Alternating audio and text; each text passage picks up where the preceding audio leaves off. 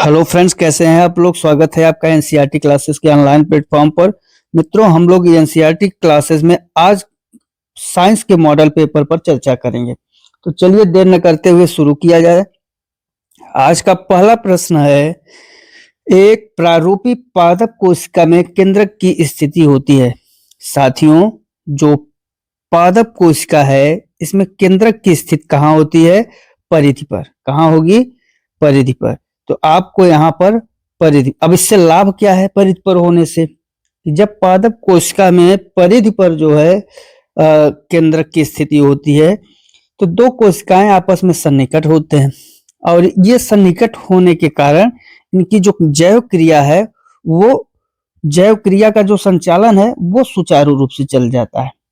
ठीक है, तो ये फायदा होता है पादप कोशिका का केंद्रक में होने के कारण। नेक्स्ट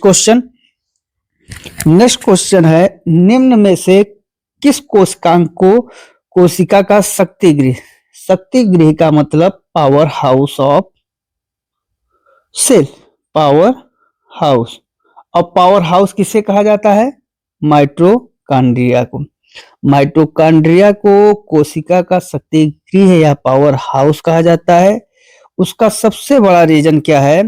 क्योंकि उसमें ऑक्सीजन श्वसन के पश्चात भोज्य पदार्थ क्या होते हैं? भोज्य पदार्थ का पाचन होता है। ठीक। नेक्स्ट क्वेश्चन आपका क्या है? समसूत्री विभाजन में सबसे लंबी प्रावस्था, जो सबसे लंबी प्रावस्था है किसकी होती है? Prophase, metaphase, anaphase, telophase. तो सबसे लंबी प्रावस्था होती है प्रोफेज की। प्रोफेज की सबसे लंबी प्रावस्था होती है। नेक्स्ट क्वेश्चन आपका है, वायरस जनित रोग। वायरस जनित जो रोग है, पोलियो वायरस जनित है। प्लेग, कॉलरा और टाइफाइड, ये तीनों क्या है? जीवाणु जनित है। और पोलियो आपका वायरस जनित है।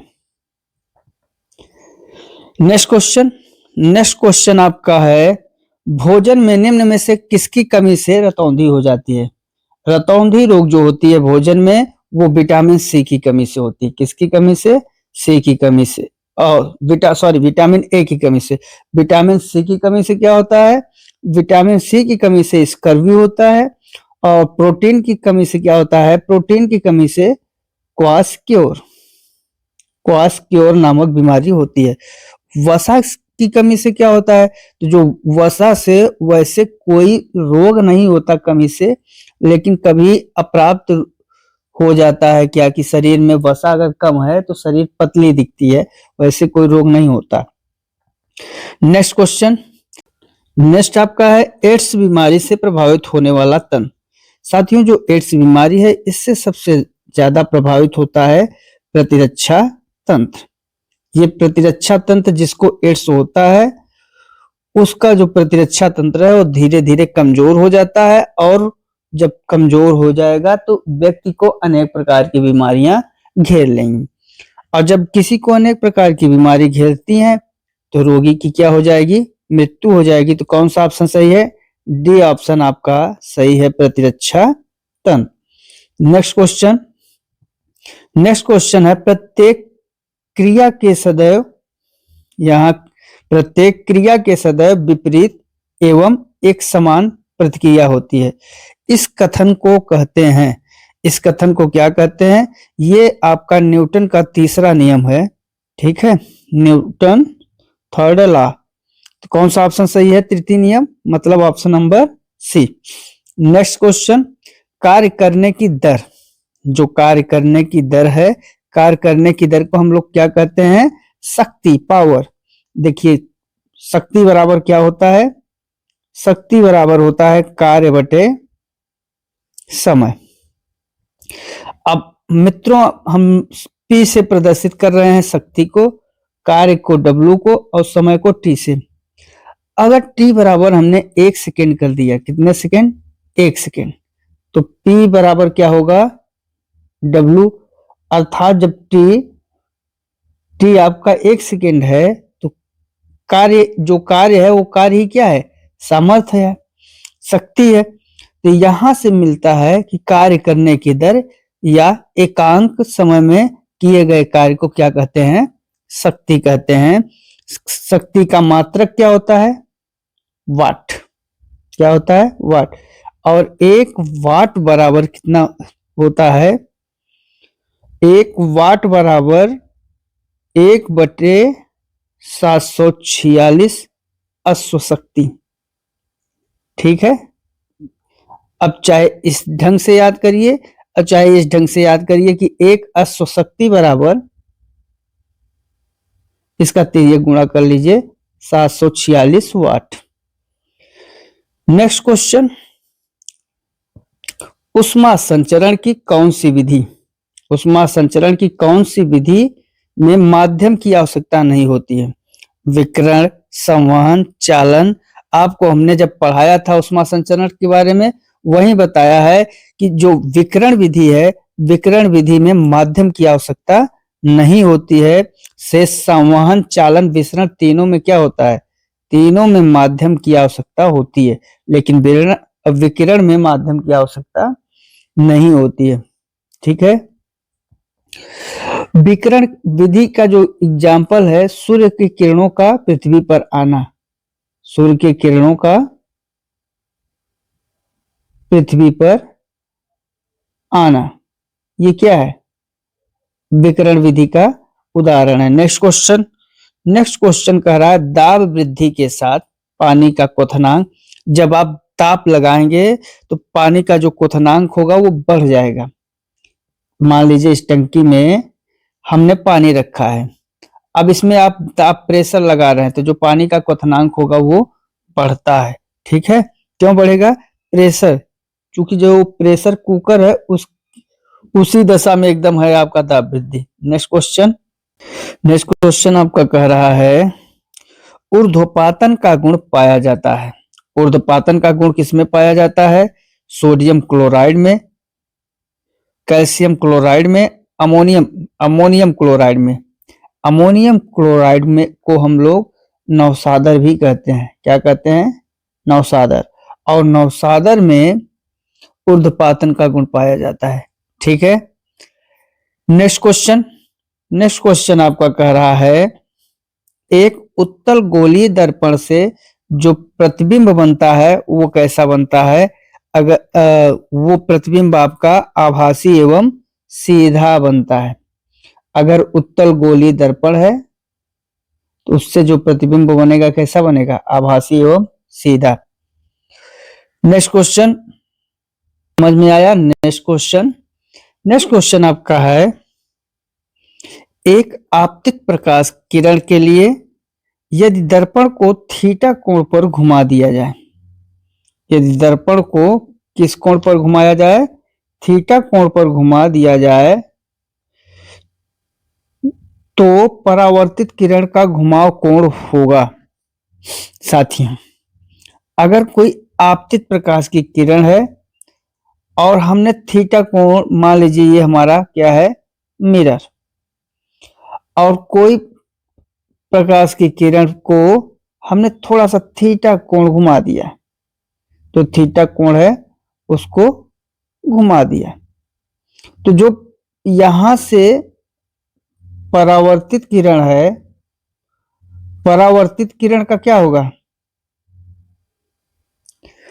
परावर्तित किरण का जो घुमाव होगा, ये मान लीजिए हमने थीटा कोण घुमाया है, तो जो ये परावर्तित होकर किरण आ रही है इसका घुमाव कितना हो जाएगा?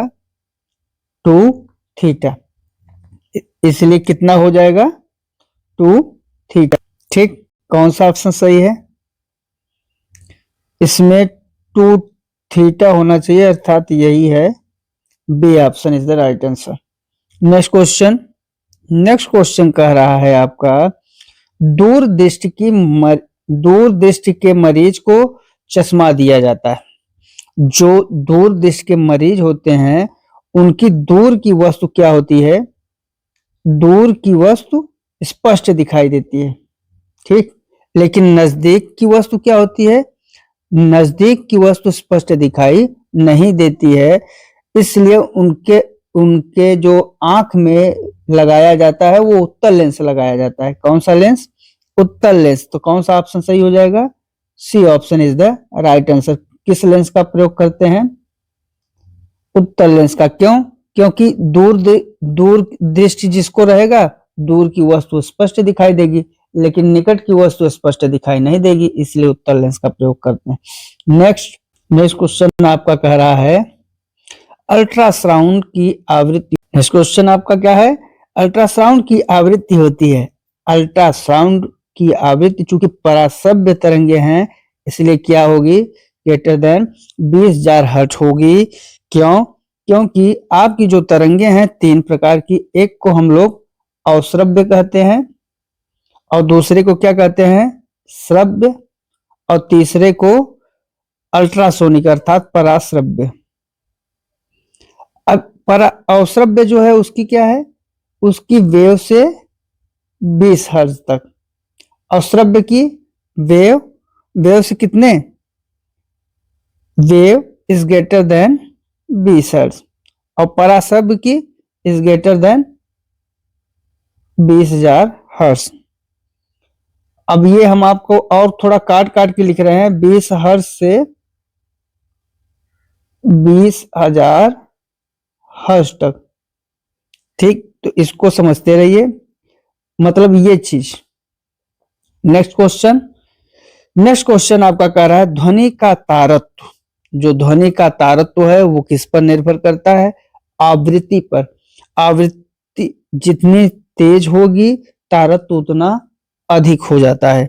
ठीक है, तो ध्वनि का जो तारत्व है किस पर निर्भर करता है? आवृत्ति पर निर्भर करता है। नेक्स्ट क्वेश्चन, दिए गए क्षेत्र से गुजरने वाली चुंबकीय बल रेखाएं की संख्या, जो चुंबकीय बल रेखाओं की संख्या कहलाती है चुंबकीय फ्लक्स। क्या कहलाएगी? चुंबकीय फ्लक्स। अर्थात कौन सा? अचुंबकीय प्लस फ्लक्स को प्रदर्शित करते हैं हम लोग किससे? हाइफन्स प्रदर्शित करते हैं, और इसका जो मात्रक होता है, मात्रक इसका होता है वेबर प्रति मीटर स्क्वायर। नेक्स्ट क्वेश्चन आपका कह रहा है एक बल्ब 100 वाट और 200 वाट की 160 वोल्टता के साथ जोड़ा गया है।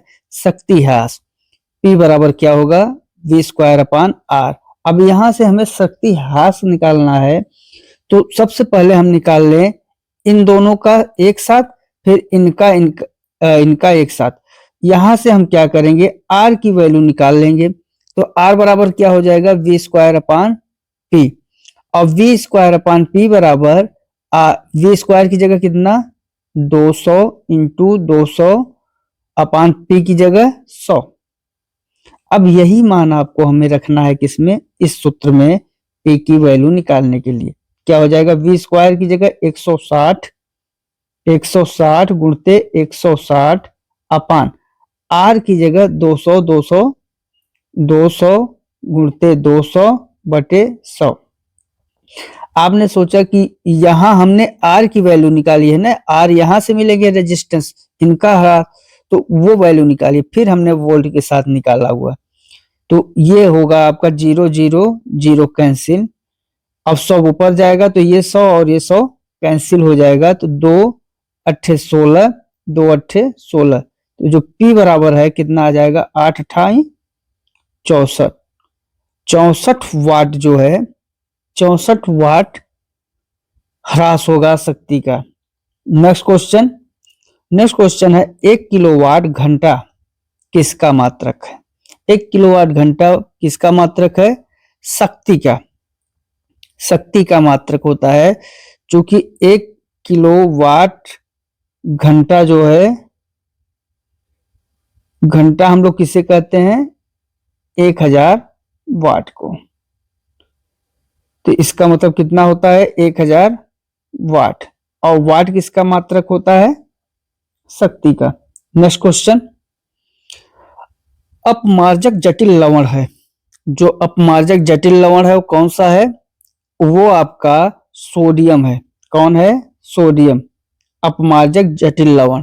क्यों? क्योंकि जो सोडियम है और पोटेशियम, सोडियम और पोटेशियम जो है ये उच्च अम्लों के साथ क्रिया करते हैं और क्रिया करके क्या करते हैं, सल्फेट या सल्फोनेट का निर्माण करते हैं। नेक्स्ट क्वेश्चन कह रहा है, समझिए टेस्ट एवं तस्वीरों को भेजने के लिए किस उपकरण का उपयोग किया जाता है। किसी को टेस्ट या तस्वीर भेजना हो तो किसका उपयोग करेंगे हम लोग करेंगे भेजने के लिए फैक्स का प्रयोग करते हैं। फैक्स के अंतर्गत आप कोई भी तस्वीर हो या टेस्ट हो आसानी से भेज सकते हैं। नेक्स्ट क्वेश्चन कह रहा है, धातुओं की वेल्डिंग के लिए निम्न में से किन गैसों के मिश्रण का उपयोग किया जाता है। जब धातुओं की वेल्डिंग होती है तो उसमें मिश्रण किया जाता है एसिटिलीन और ऑक्सीजन की, अर्थात कौन सा ऑप्शन सही है, D option is the right answer. आगे बढ़े, नेक्स्ट क्वेश्चन आपका है टंगस्टन। जो टंगस्टन तत्व है उसका संयुक्ताक्षर क्या है, आपका संकेत किससे प्रदर्शित किया जाता है। टंगस्टन को हम लोग W से प्रदर्शित करते हैं। टेल्यूरियम को हम लोग Te से प्रदर्शित करते हैं। थूलियम को Tm से प्रदर्शित करते हैं, ये थूलियम है, और ये टेल्यूरियम है। टंगस्टन Ti से टाइटेनियम। नेक्स्ट क्वेश्चन, विश्व उष्णता के लिए जिम्मेदार गैस है। जो विश्व उष्णता है उसके लिए सबसे ज्यादा जिम्मेदार गैस है वो कौन सी है, CO2। नेक्स्ट क्वेश्चन, विश्व उष्णता का हमने बताया कौन सा गैस जिम्मेदार होता है। विश्व उष्णता के लिए सबसे ज्यादा कार्बन डाइऑक्साइड गैस जिम्मेदार होती है। ये कार्बन मोनोऑक्साइड है, ये कार्बन डाइऑक्साइड है, ठीक। CO2 सबसे ज्यादा जिम्मेदार है, इसके लिए CFC भी, क्लोरोफ्लोरोकार्बन, ये भी जिम्मेदार है। मेथेन भी जिम्मेदार है, और कौन, N2O, ये भी जिम्मेदार है। नेक्स्ट क्वेश्चन आपका है, नाभिक का परमाणु क्रमांक बराबर होता है। परमाणु क्रमांक इलेक्ट्रॉनों की संख्या प्लस परमाणु क्रमांक जो है वो बराबर होता है प्रोटॉनों की संख्या के, प्रोटॉनों की संख्या, या फिर बराबर होगा इलेक्ट्रॉन की संख्या के। न्यूट्रॉनों की संख्या प्लस प्रोटॉनों की संख्या के, कौन सा ऑप्शन सही है। चाहे इसमें ऑप्शन दे देता प्रोटॉन, चाहे इसमें देता इलेक्ट्रॉन, दो के दोनों सही था। चूंकि जो प्रोटॉन है, जितना प्रोटॉन की संख्या होती है उतने ही नाभिक में इलेक्ट्रॉन की संख्या होती है। चूंकि इलेक्ट्रॉन जो है चक्कर लगाते रहते हैं, नाभिक के चारों ओर चक्कर लगाते रहते हैं, और नाभिक में केवल न्यूट्रॉन और प्रोटॉन होता है, तो प्रोटॉनों की संख्या के बराबर होते हैं। नेक्स्ट क्वेश्चन, प्रयोगशाला में अम्ल से जलने पर अधिक पानी से धोना चाहिए तथा वैसलीन लगाने से पूर्व निम्नलिखित में से कौन सा प्राथमिक उपचार करना चाहिए। इसमें ऑप्शन आपका है प्रयोग सोडियम बाइकार्बोनेट घोल एवं पुनः पानी से धोना चाहिए, बिल्कुल, और 1% एस्टिक अम्ल या नींबू नहीं, इससे तो नहीं धोना चाहिए। सोडियम बाइकार्बोनेट के घोल से और पानी से धो लेने से क्या होता है कि आपका अम्ल का प्रभाव कम हो जाता है। नेक्स्ट क्वेश्चन, वह स्थान जहां छोटे छोटे जंतु जैसे दीमक, मक्खी, केचुए आदि उनके स्वभाव के अनुसार पाले जाते हैं उसे कहा जाता है क्या, उसे कहा जाता है टेरेरियम। ये जो टेरेरियम है यहाँ पे दीमक, मक्खी, केचुआ पाला जाता है। नेक्स्ट क्वेश्चन, निम्न में से कौन सा सही नहीं है। इसमें हमें सही नहीं है देखना है। शिक्षा कार्यक्रम में उद्देश्य दिशा निर्देशन का कार्य करते हैं, बिल्कुल सही है। केवल विद्यालयी कार्यक्रम द्वारा उद्देश्य प्राप्त नहीं होता, ये भी सही है। नेक्स्ट है आपका, प्राप्त उद्देश्य विद्यालयी कार्यक्रम द्वारा प्राप्त किए जा सकते हैं, प्राप्त उद्देश्य विद्यालयी कार्यक्रम द्वारा प्राप्त किए जा सकते हैं। बिल्कुल। उद्देश्य एवं प्राप्त उद्देश्य समान, उद्देश्य एवं प्राप्त उद्देश्य समान, बिल्कुल ये गलत है। जो उद्देश्य एवं प्राप्त है, इस उद्देश्य का मतलब प्राप्त एवं समान ये नहीं होना चाहिए। उद्देश्य हमारा क्या होना चाहिए? सफलता, किसी भी एक शैक्षिक मार्ग पर सफलता। नेक्स्ट क्वेश्चन, रेशेदार मूल का उदाहरण है। जो रेशेदार मूल है उस किसका उदाहरण है? ऑप्शन है आपका सरसों, चना, मक्का और देखिए जो रेशेदार मूल होते हैं वो एक बीजी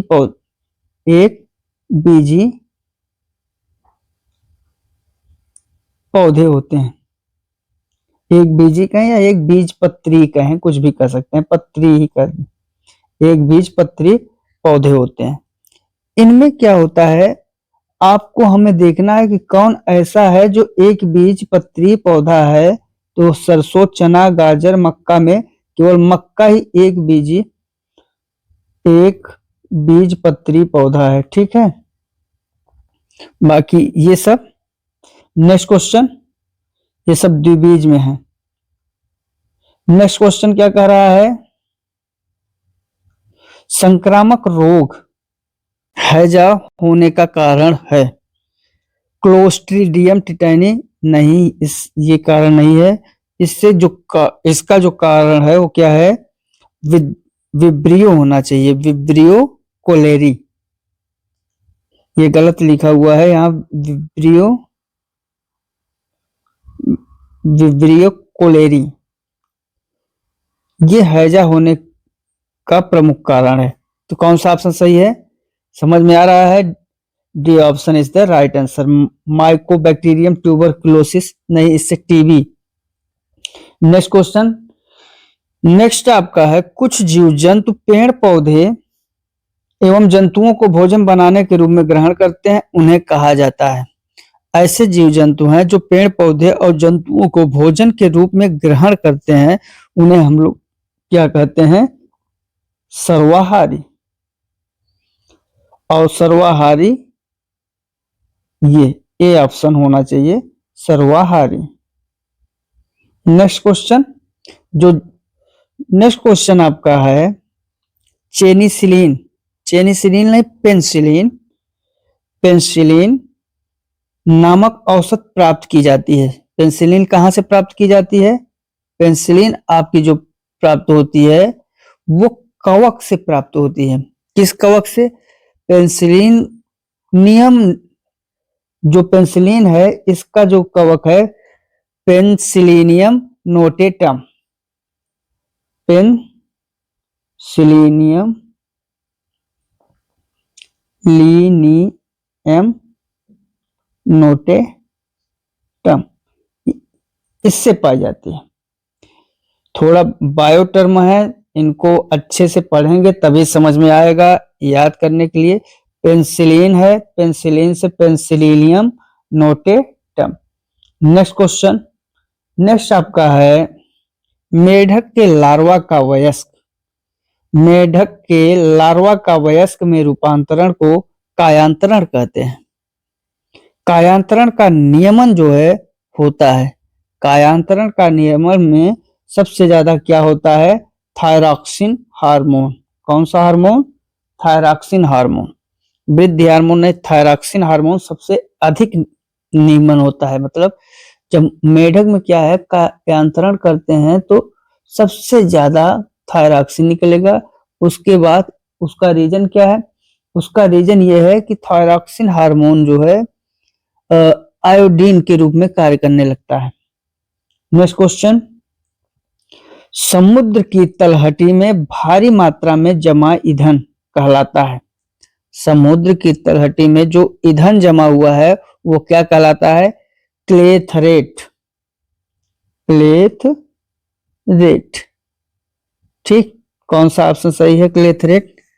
इसमें क्लेबरेट मतलब क्लेथ, ए ऑप्शन समझिए इसको, और वही सही भी है। नेक्स्ट क्वेश्चन, नेक्स्ट आपका कह रहा है एक वस्तु 50 डिग्री कोण पर रखे गए दो समतल दर्पणों के मध्य है, रखी गई है। समतल दर्पण में वस्तु के कितने प्रतिबिंब बनेंगे? जो समतल दर्पण है उस पर कितने प्रतिबिंब बनेंगे? तो हम लोग, हमारे पास सूत्र है, सूत्र क्या है? थीटा बराबर, हम लोग निकाल लें, थीटा बराबर क्या होता है? 360 डिग्री बटे n-1। इतने ही दर्पण कोण से बनेंगे। पहले हम जान लें कितने कोण पे कितने दर्पण बनेंगे। हमें बताना क्या, ये दर्पण की संख्या है, तो हम n का मान निकाल लें। यहां से जब n की वैल्यू निकाल लेंगे तो हमें पता चल जाएगा। यहां से ही हम लोग क्या करें, n बराबर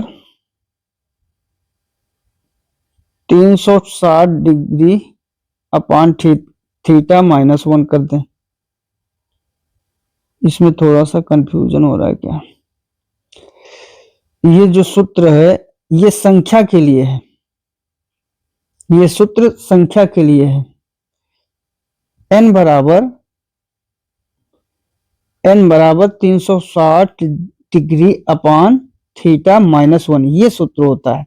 यहां से n बराबर क्या निकल जाएगा? 360 बटे 50 डिग्री -1, 50 का 50 या 0 से 0 कट गया, 5 सते 35, 5 सते 35 और 5 छक्का 5 अट्ठे 40, तो 5 डायरेक्ट हम लोग इसको लगभग अप्रॉक्स 7 मान लेंगे। तो n बराबर कितना होगा? 7 - 1 = 6। कुछ दशमलव में आएगा लेकिन हम लोग 6 मान के चलते हैं। तो कौन सा ऑप्शन सही होगा? 6, अर्थात C option is the right answer. Next question, 27 kilogram भार तुल्य होता है। जो 27 किलोग्राम भार है वो किसके तुल्य होगा? चलिए देखते हैं। हमें 27 न्यूटन के 9.8 न्यूटन की, ये तो हो ही नहीं सकता। 2700 न्यूटन के 27 न्यूटन की, ये भी गलत, ये भी गलत है। चलिए, अर्थात कौन सा सही है? ये आपका सही है, C option is the right answer. इसका रीजन बता दें क्या मित्रों? W बराबर क्या होता है? mg। यहाँ m की वैल्यू कितना है? 27 kg, और g बराबर कितना होता है? 9.8। दोनों का गुणा कर दीजिए, तो गुणा करेंगे तो लगभग इतना ही आएगा, 264.6 न्यूटन होना चाहिए। नेक्स्ट क्वेश्चन, न्यूटन से अधिक प्रबलता का शोर मानव शरीर के लिए कष्टदायक है। इसमें दे रहा है न्यूटन से अधिक प्रबलता का शोर मानव शरीर के लिए कष्टदायक है। अब इसमें क्या होगा? 10 dB, 30 dB, 60 dB, 80 dB। जो 80 dB है, इससे अधिक प्रबल हो जाने पर मानव के शरीर के लिए ध्वनि कष्टकारक हो जाती है। नेक्स्ट क्वेश्चन, ठोस पदार्थों का वह गुण जिसमें ठोस पदार्थ बिना अवस्था में बदले सीधे विमीय अवस्था में परिवर्तित हो जाता है, उसे कहते हैं ऊर्ध्वपातन। उसे क्या कहेंगे? ऊर्ध्वपातन। नेक्स्ट क्वेश्चन आपका है, निम्नांकित में से किस ग्रह को प्राकृतिक उपग्रह, निम्नांकित में से किस ग्रह के प्राकृतिक उपग्रह नहीं है? साथियों, जो प्राकृतिक उपग्रह नहीं है वो किसके नहीं है? आपके मंगल, पृथ्वी, बृहस्पति और शुक्र। इसमें किसके प्राकृतिक ग्रह नहीं है? तो शुक्र के कोई भी ग्रह नहीं है प्राकृतिक उपग्रह। पृथ्वी के एक प्राकृतिक उपग्रह है चंद्रमा। कौन सा? चंद्रमा। नेक्स्ट क्वेश्चन, लेजर की खोज किसने की थी? लेजर LASER, और इसकी खोज किया था थियोडोर मैमन ने। मैमन ने इसका क्या किया है? खोज किया है। नेक्स्ट क्वेश्चन कह रहा है, निम्नलिखित में से कौन सी धातु कमरे के ताप पर द्रव अवस्था में पाई जाती है? इसमें जो आपका मरकरी है, मरकरी ऐसी धातु है जो कमरे के ताप पर द्रव अवस्था में पाई जाती है। नेक्स्ट क्वेश्चन आपका है, थर्मोसेटिंग प्लास्टिक का उदाहरण है। थर्मोसेटिंग जो प्लास्टिक होता है वो कौन सा प्लास्टिक होता है? मेलामाइन। मेलामाइन प्लास्टिक आप थर्मोसेटिंग प्लास्टिक का उदाहरण है। नेक्स्ट क्वेश्चन, कपास का बहुलक होता है। कपास का बहुलक क्या है? Cellulose, rayon, glucose, fructose. जो कपास है, कपास का बहुलक होता है आपका सेलुलोज। नेक्स्ट क्वेश्चन कह रहा है निम्नांकित में से कौन सी गैस पौधा घर प्रभाव के लिए उत्तरदायी है? निम्नांकित में से कौन सी गैस पौधा घर प्रभाव के लिए उत्तरदायी है? और इसमें कौन सी गैस सबसे ज्यादा उत्तरदायी होती है? CO2 अर्थात कार्बन डाइऑक्साइड। नेक्स्ट क्वेश्चन, परमाणु की किसी कक्षा में अधिकतम इलेक्ट्रॉनों की संख्या ज्ञात की जा सकती है? किससे? 2n² सूत्र से। अर्थात कौन सा सही है? B option. इसका सूत्र ही ये होता है कि अगर किसी संख्या के कक्षा में अधिकतम इलेक्ट्रॉनों की संख्या ज्ञात करना हो, 2n² लगा दीजिए, जहां n क्या है? कक्षा की संख्या। नेक्स्ट क्वेश्चन, किसी तत्व का परमाणु क्रमांक और परमाणु द्रव्यमान संख्या मतलब परमाणु भार क्रमशः 98 और 251 है। मित्रों, एक तत्व है, मान लिया A, और उसका परमाणु क्रमांक 98 और परमाणु भार 251। जितने परमाणु क्रमांक उतने इलेक्ट्रॉनों की संख्या उतने प्रोटॉनों की संख्या। अर्थात इस तत्व में इलेक्ट्रॉन प्रोटॉन की संख्या कितनी है? 98। न्यूट्रॉनों की संख्या क्रमशः होगी। जब इलेक्ट्रॉन प्रोटॉन हो गए आपके 98 तो 3 ऐसे जगह मिल रहे हैं, या तो ये सही होगा, या सी सही होगा, या डी सही होगा। अब जो परमाणु भार होता है ये P + N दोनों से बना है और इसका वैल्यू 98 है, तो 11 में से 8 घटाएंगे 2, अब 24 बचा, 24 में से 9 घटाएंगे तो कितना बच जाएगा? 4 5 53। देखिए 2 किस में है? 11 8 3 हो जाएगा, और 14 में से आप 9 घटाएंगे तो 9 5 14, 153। अर्थात कौन सा सही है? A option is the right answer. ठीक है, तो न्यूट्रॉनों की संख्या इसमें कितनी है? 153। कैसे? किसी तत्व में जो परमाणु क्रमांक होते हैं उतने ही इलेक्ट्रॉन उतने ही न्यूट्रॉन होते हैं। फिल्म एवं नाटक के मंच पर कृत्रिम धुआं अथवा बादल दर्शाने के लिए निम्नांकित में से किसका उपयोग किया जाता है? द्रव ऑक्सीजन का, द्रव हाइड्रोजन का, द्रव कार्बन डाइऑक्साइड का, या द्रव नाइट्रोजन का? किसका प्रयोग किया जाता है? द्रव नाइट्रोजन का। नेक्स्ट क्वेश्चन क्या कह रहा है? नेक्स्ट क्वेश्चन आपका है निम्नांकित में से कौन सा उत्पाद सड़क बनाने के लिए काम में लिया जाता है? Coke, bitumen, paraffin, naphthalene. इसमें कौन सा लिया जाता है? आपका bitumen is the right answer. Next question आपका कह रहा है विज्ञान नैसर्गिक वातावरण एवं हमारे शरीर में घटित घटना एवं वृत्तांत अनुसंधान एवं व्याख्या है। उपरोक्त विज्ञान की परिभाषा किसने दिया? अल्बर्ट आइंस्टीन, WC डेम्पियर, JK जोगबसन और BS ब्लूम। तो इस परिभाषा को किसने दिया था? जोकोबसन ने। नेक्स्ट क्वेश्चन, विज्ञान शिक्षण में सुधार के लिए इंडियन पार्लियामेंट एवं साइंटिफिक कमेटी की स्थापना किसके द्वारा की गई थी? जो स्थापना की गई थी साइंटिफिक कमेटी की, वो किसके द्वारा की गई थी? पंडित जवाहरलाल नेहरू के द्वारा। नेक्स्ट क्वेश्चन आपका है वर्तमान तकनीक युग में निम्नलिखित में से कौन सी प्रविधि विज्ञान शिक्षण के लिए उपयोग की जाती है?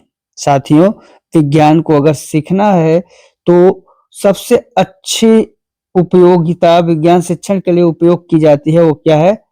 कंप्यूटर सहायतित शिक्षण। अर्थात कौन सा ऑप्शन सही है? C option. कंप्यूटर अगर आप चला रहे हैं तो विज्ञान चूंकि आधुनिकता का प्रयोग करता है, तो जो आधुनिक विज्ञान में जो संचार का माध्यम है वो क्या है? संचार, कंप्यूटर, यही तो आधुनिकता का है। तो नेक्स्ट क्वेश्चन आपका कह रहा है निम्नलिखित में से कौन सा पद गत्यात्मक उद्देश्य के अंतर्गत आता है? जो गत्यात्मक उद्देश्य है उसके अंतर्गत क्या आता है? व्यवस्थापन, प्रत्यक्षीकरण, अनुकूलन, विश्लेषण। कौन सा आता है आपका? गत्यात्मक के अंतर्गत आता है प्रत्यक्षीकरण। नेक्स्ट क्वेश्चन, प्रदत्त शैक्षिक उद्देश्य प्राप्य उद्देश्यों का वर्गीकरण किसके द्वारा किया गया है? और ये किया गया है बीएस ब्लूम के द्वारा। ठीक है। नेक्स्ट क्वेश्चन आपका कह रहा है निम्नलिखित में कौन सी बायको में से कौन सी बाल्य केंद्रित विधि नहीं है? बाल्य केंद्रित विधि के बारे में पूछ रहा है। प्रोजेक्ट व्याख्यान विधि, प्रोजेक्ट विधि, व्याख्यान विधि बाल्य केंद्रित विधि नहीं होती है। अगर आप व्याख्या दे रहे हैं तो कौन सा बालक सीखेगा? व्याख्या के द्वारा कोई बालक सीखेगा? तो व्याख्यान विधि चलता है इंटर हाई स्कूल में, जहां शिक्षक जो है या उच्च कक्षाओं के लिए ये विधि उपयुक्त मानी जाती है।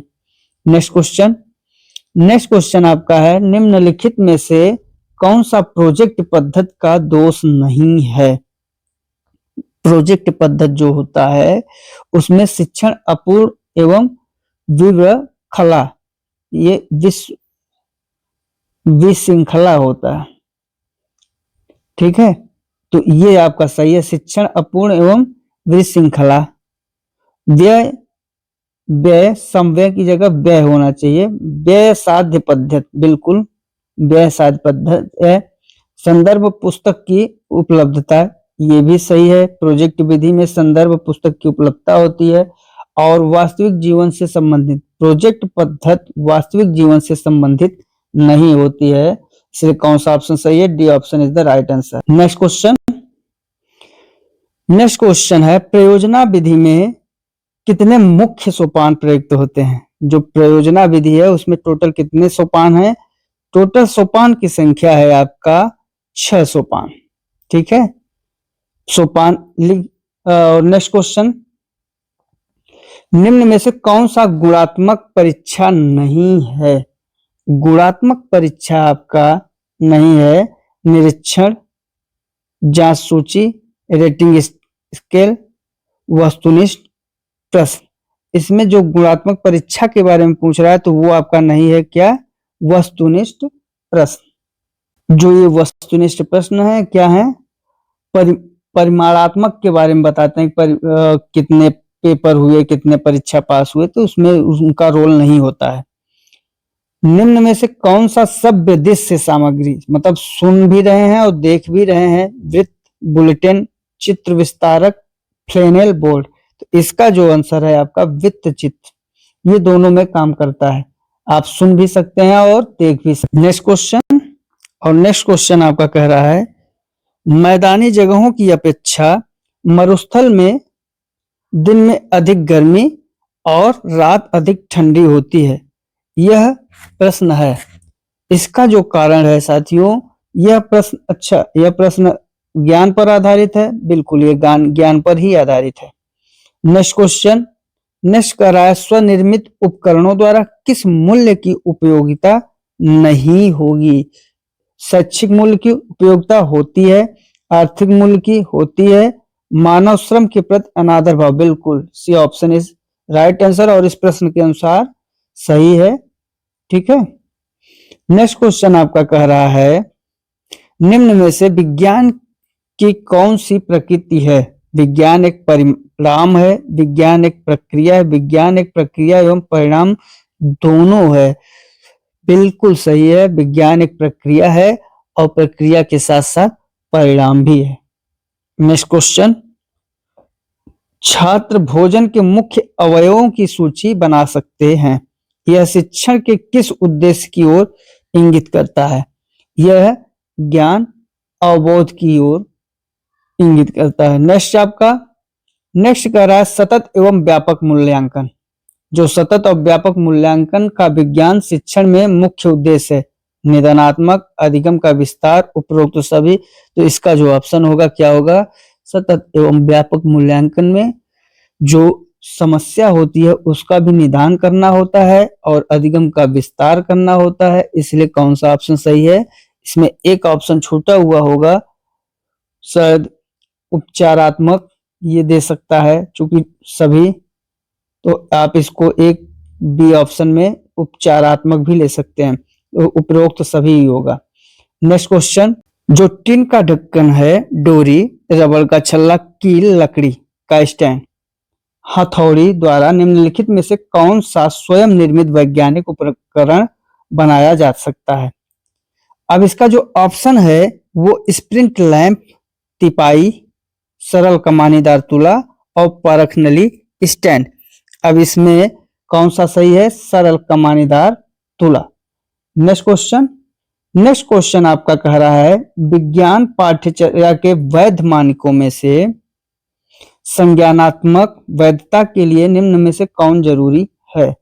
इसका आपका ऑप्शन क्या है? पाठ्यचर्या की विषय वस्तु तथा प्रक्रिया बच्चे की संज्ञानात्मक पहुंच के भीतर आए।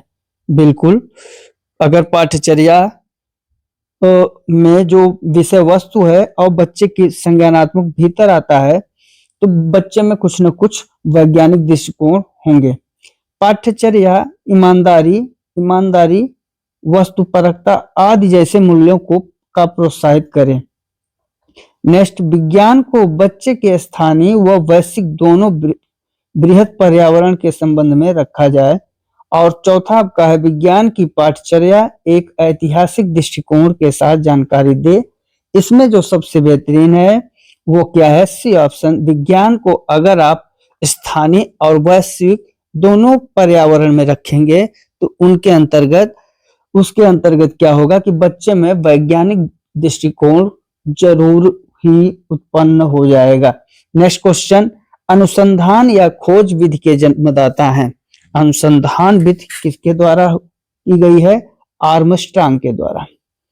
नेक्स्ट क्वेश्चन आपका है, एक विज्ञान शिक्षक छात्रों में वैज्ञानिक दृष्टिकोण का विकास करना चाहता है। निम्नलिखित में कौन सा उपाय अधिक महत्वपूर्ण होगा? जिज्ञासा की तृप्ति, ये तो गलत है। अंधविश्वास उन्मूलन, ये भी गलत है। विज्ञान साहित्य का अध्ययन, उपरोक्त सही। इसमें जो सबसे है सही वो क्या होगा? एक विज्ञान शिक्षक छात्रों में वैज्ञानिक दृष्टिकोण का विकास करना चाहता है निम्नलिखित में कौन सा उपाय अधिक महत्वपूर्ण होगा? तो इसमें जो सबसे महत्वपूर्ण है वो क्या है? विज्ञान साहित्य का अध्ययन सबसे महत्वपूर्ण है, जिज्ञासा की तृप्ति भी है और अंधविश्वास उन्मूलन ये भी है, बट थोड़ा सा है, इसलिए इसको हम लोग क्या करेंगे? उपर्युक्त सभी ऑप्शन पर चलेंगे। निम्नलिखित में से सबसे अधिक प्रभावशाली दृश्य सभ्य शिक्षण साधन होगा।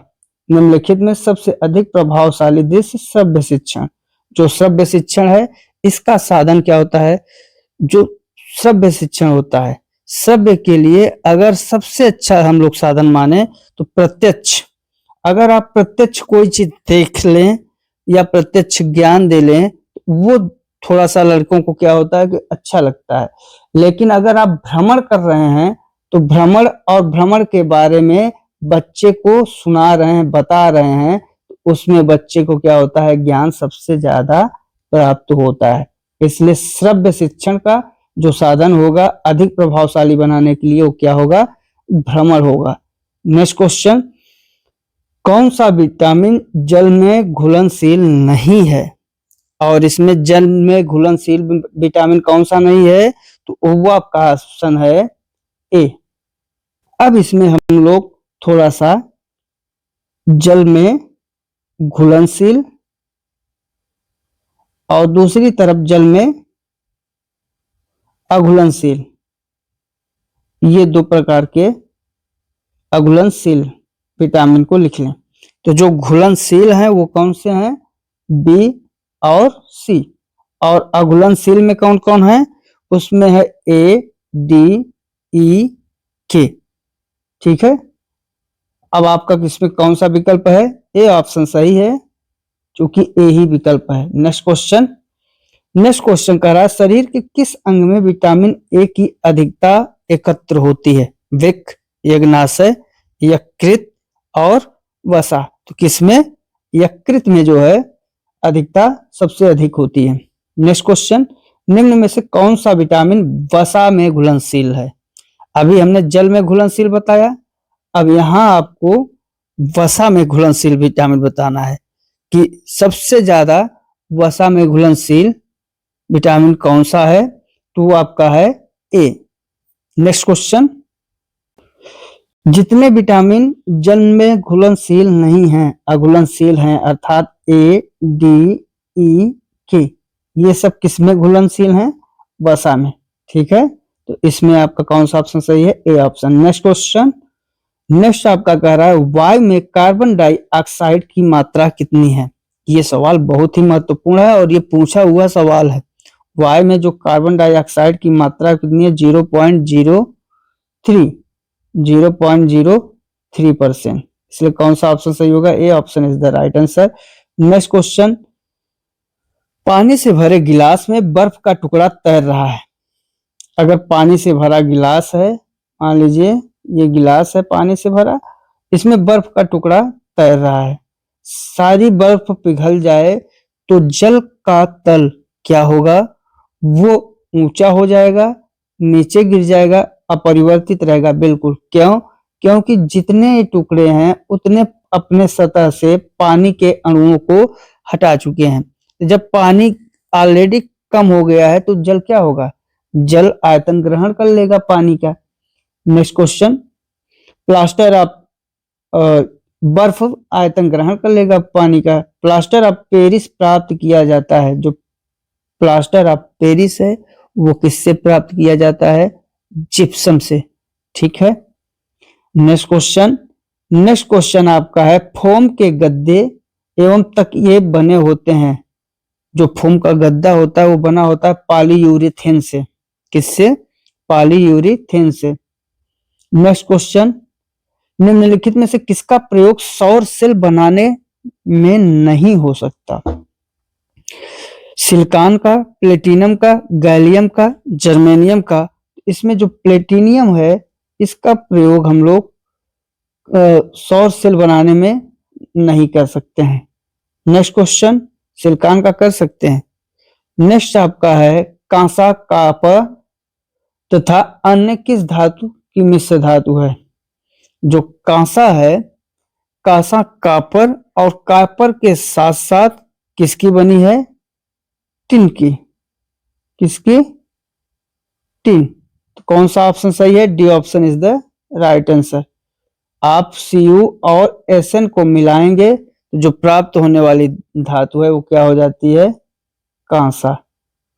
नेक्स्ट, दूध में प्रोटीन है, इसके परीक्षण के लिए कौन सा अभिकर्मक प्रयुक्त होता है?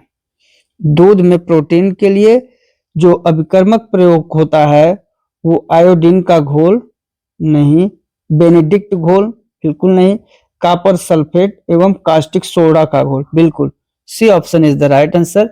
अगर कॉपर सल्फेट और कास्टिक सोडा का घोल मिला देंगे तो आपको इसका पता चल जाता है दूध का टेस्ट। नेक्स्ट क्वेश्चन,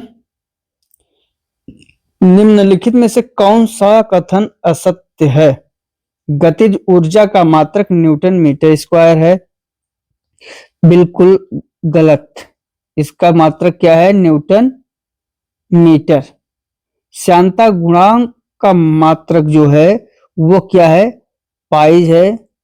और इसमें जो है बिल्कुल सही, कार्य तथा ऊर्जा की विमाएं समान हैं। बिल्कुल। जब पृष्ठ तनाव का मात्रक न्यूटन प्रति मीटर, बिल्कुल सही। अर्थात कौन सा ऑप्शन यहाँ से असत्य है और विकल्प के अनुसार सही है? वो ए ऑप्शन है। गतिज ऊर्जा का मात्रक न्यूटन मीटर होता है, न कि न्यूटन मीटर स्क्वायर होता है। इसलिए कौन सा ऑप्शन सही होगा? A option is the right answer. Ozone परत को नष्ट करने वाले रसायन का नाम क्या है? क्लोरोफ्लोरोकार्बन। सी ऑप्शन सी, इसको शॉर्ट में CFC भी कहते हैं। और सबसे ज्यादा नुकसान पहुंचा रहा है ओजोन परत को नष्ट करने में कौन? CFC। नेक्स्ट क्वेश्चन, निम्न में से कौन सा एक बीजपत्री है? मक्का। मक्का आपका क्या है? एक बीजपत्री है।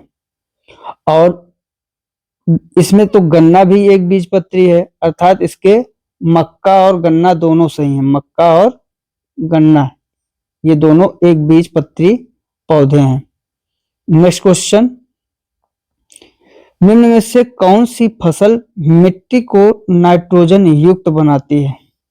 निम्न में से कौन सी फसल मिट्टी को नाइट्रोजन युक्त बनाती है? गेहूं, चना, आलू, मक्का। चना, इसमें कौन सी फसल है? जो चना है, चना मिट्टी को नाइट्रोजन युक्त बनाती है। नेक्स्ट क्वेश्चन क्या कह रहा है? नेक्स्ट आपका कह रहा है वह फूल जिसमें अंकुड़ी, पंखुड़ी, पुकेसर एवं स्त्रीकेसर चारों उपस्थित होते हैं कहलाता है। उसको हम लोग क्या कहते हैं? जिस फूल में अंकुड़ी, पंखुड़ी सब उपस्थित होते हैं वह आपका पूर्ण पुष्प कहलाएगा या पूर्ण फूल कहलाता है। कौन सा? B option is the right answer. Next question क्या कह रहा है? लिफ्ट में एक लड़के का आभासी भार उसके वास्तविक भार से अधिक होता है। जब लिफ्ट जा रही है एक नियत वेग से नीचे की ओर, नहीं, एक नियत वेग से ऊपर की ओर, एक नियत त्वरण से नीचे की ओर, एक नियत त्वरण से ऊपर की ओर जाने पर जो आभासी भार है व्यक्ति का वो वास्तविक भार से अधिक समझ में आता है। नेक्स्ट क्वेश्चन, नेक्स्ट आपका है क्षैतिज से कितने कोण पर एक क्रिकेट गेंद को मारा जाए कि मैदान का अधिकतम दूरी? ये हमने उदाहरण ही दिया है, चूंकि r बराबर होता है u square sine 2 theta upon g। इस सूत्र से हम लोग अगर देखेंगे तो जो सबसे, अगर थीटा मान लीजिए हम लोग 45 मान ले रहे हैं, अब जैसे यहाँ पे कईयो दिया हुआ है तो यहाँ 45 डिग्री हम थीटा को माने तो 45 दूना 90 हो जाएगा। तो उस समय साइन 90 का मान सबसे अधिक होता है, कितना? 1। तो r बराबर क्या होगा? u स्क्वायर अपान g हो जाएगा और यही सबसे अधिक दूरी तय करता है, इसलिए C option is the right answer. अगर आप 45 डिग्री के कोण पर मार देंगे गेंद को तो सीधे अधिक से अधिक मैदान दूरी तय करेगी। नेक्स्ट क्वेश्चन क्या कह रहा है? खाना पकाने के लिए सर्वोत्तम पदार्थ वह होगा जिसके लिए विशिष्ट उष्मा चालकता के मान क्रमशः होंगे। जिसके लिए विशिष्ट उष्मा तथा चालकता के मान क्रमशः क्या होंगे? निम्न तथा उच्च, निम्न तथा निम्न। इसमें मित्रों अगर विशिष्ट उष्मा और चालकता, विशिष्ट उष्मा निम्न हो जाए, चालकता जो है अधिक हो जाए तो खाना हमारा सबसे वीवीआईपी ढंग से पक जाएगा। सर्वोत्तम पदार्थ वही होता है। तो इसका कौन सा ऑप्शन सही है? ए ऑप्शन सही है कि एक विशिष्ट उष्मा निम्न और उष्मा चालकता हमारी उच्च। नेक्स्ट क्वेश्चन, पराध्वनिक विमान उड़ते हैं। जो पराध्वनिक विमान होते हैं वो किससे उड़ते हैं? वो ध्वनि की चाल से, प्रकाश की चाल से, ध्वनि की चाल से अधिक। बिल्कुल, पराध्वनिक जो विमान होते हैं वो ध्वनि की चाल से अधिक उड़ते हैं। नेक्स्ट क्वेश्चन, वह काल्पनिक ताप जिस पर गैसों का आयतन शून्य हो जाए का मान है? 273 degree centigrade, -273 degree centigrade, 273 degree kelvin और -273। तो इसका -273 डिग्री सेंटीग्रेड यह वह काल्पनिक ताप का बिंदु है कि इस पर अगर आप गैसों का आयतन रखते हैं तो शून्य हो जाता है। परंतु एक चीज जान लीजिए, दुनिया में कोई भी चीज शून्य नहीं हो सकता, काल्पनिक नहीं है, हम उसे मानते हैं, पूर्ण रूप से सही नहीं होता है, हम शून्य मान लेते हैं। नेक्स्ट क्वेश्चन, नेक्स्ट आपका कह रहा है निम्नलिखित में कौन सा परियोजना विधि का मुख्य सिद्धांत नहीं है? हमें मुख्य सिद्धांत नहीं है बता, करके सीखना, ये आपका है परियोजना विधि का जो सिद्धांत है। हमें सिद्धांत नहीं है बताना है। जीवन से सीखना बिल्कुल है। विद्यार्थियों के सहयोग एवं साहचर्य से सीखना बिल्कुल सही। रटकर याद करना ये परियोजना विधि का सिद्धांत नहीं है। नेक्स्ट क्वेश्चन आपका कह रहा है मानव शरीर में परासरण यंत्र करने वाला अंग आमाशय, यकृत, वृक्क और फेफड़ा। तो इसमें क्या करता है, जो वृक्क होता है, वृक्क में परासरण नियंत्रण करने का सबसे अच्छा अंग माना जाता है। नेक्स्ट क्वेश्चन, पॉलीथीन निम्नलिखित में से किसका बहुलक है? पॉलीथीन हमने बताया हुआ था किसका बहुलक है, एथिलीन का। नेक्स्ट, कीट भक्षी पौधों के द्वारा कीटों के भक्षण करने का प्रमुख कारण है। जो कीट भक्षी पौधे होते हैं वो नाइट्रोजन प्राप्त करना चाहते हैं पौधों से, इसलिए क्या करते हैं, उस कीटों का भक्षण करते हैं। नेक्स्ट क्वेश्चन, नेक्स्ट आपका है 35 ब्रोमीन 80।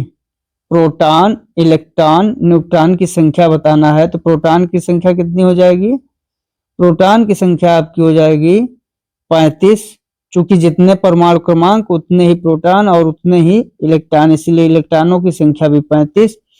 80 माइनस 35 मतलब 5, 8, 7, 3, 4, 45 आपका क्या हुआ, न्यूट्रॉन। तो कौन सा सही है, 35, 35, 45, 35, 35, 36, 45 गलत है, 36, 35, 45, 45, 35, 36, 35, 45, 36 इसमें गलत दिया हुआ है। इसका क्या होगा, इसका होगा 35 प्रोटॉन, 35 ही इलेक्ट्रॉन और 45 आपका होगा न्यूट्रॉन। ठीक, तो कौन सा ऑप्शन सही है, ये आपका इसमें ऑप्शन गलत है, आप समझिए यही उत्तर सही है। नेक्स्ट क्वेश्चन, नेक्स्ट क्वेश्चन आपका कह रहा है बादल रहित रातों वाले आकाश की अपेक्षा छाए रहने वाले बादल, छाए रहने वाले रातें अधिक गर्म होती हैं। क्यों?